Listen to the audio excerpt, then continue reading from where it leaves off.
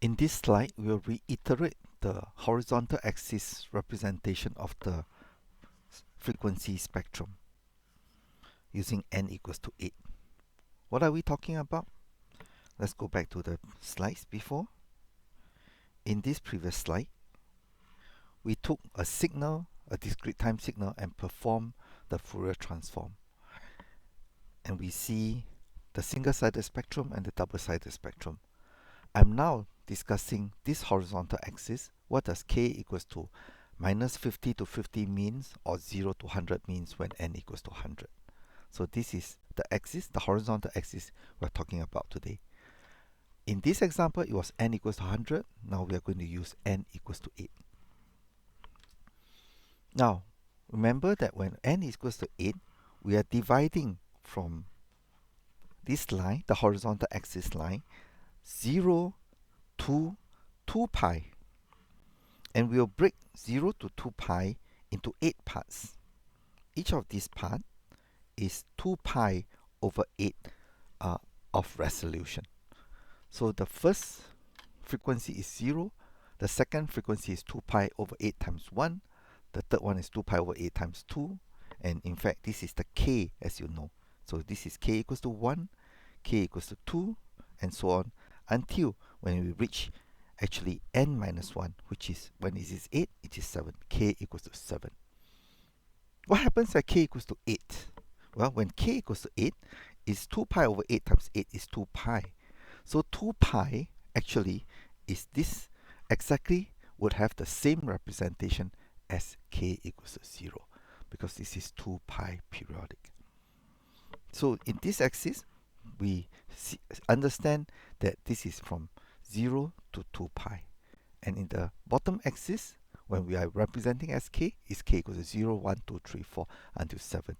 But now, hopefully, we understand that the index k is aligned to 2 pi over n times k for omega.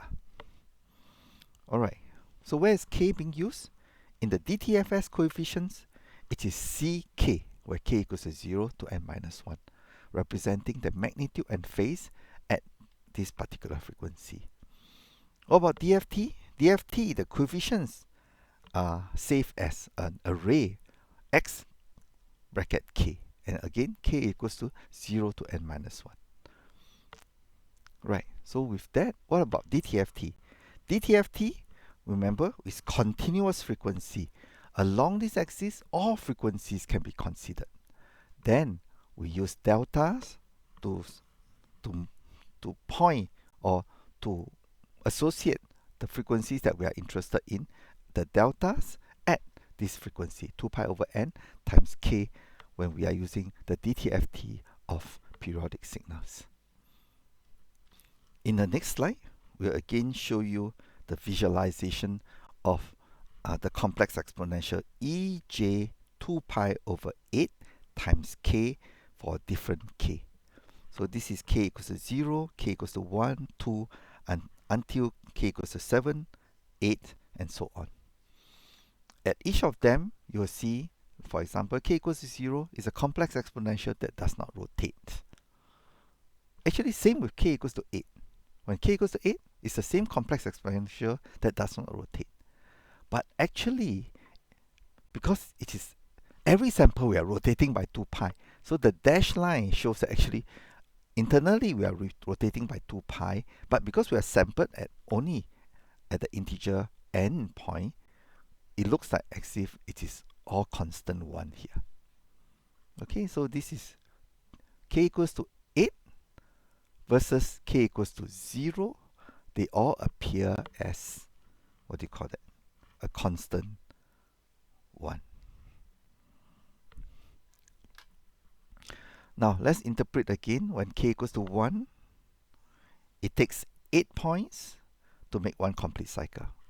K equals to 2, in the 8 points, will complete 2 cycles. K equals to 3, in 8th point, will complete 3 cycles. But you will see that the internal waveform is rotating faster and faster if it is real time. Alright, now please look at this row. This row is the polar representation. Now let us see. When we have omega k equals to 0, the phasor does not rotate. When k equals to, I think this is 1, then we are rotating at 2 pi over 8. 2 pi over 8 is pi over 4, 0.25. So here to here is pi over 4, means 45 degrees. So in another sample, pi over 4. So in 2 samples, we are making pi over 2.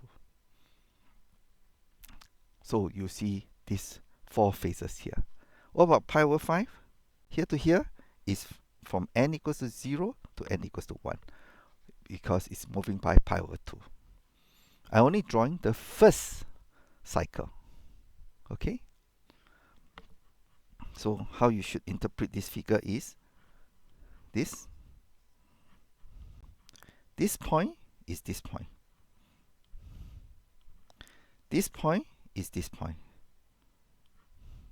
This point is this point. And the last point, I use another color, is this point. So now we see how these 4 points in this 2D plane is mapped to this cosine, and of course again it is also mapped to these 4 points in the imaginaries for the sine.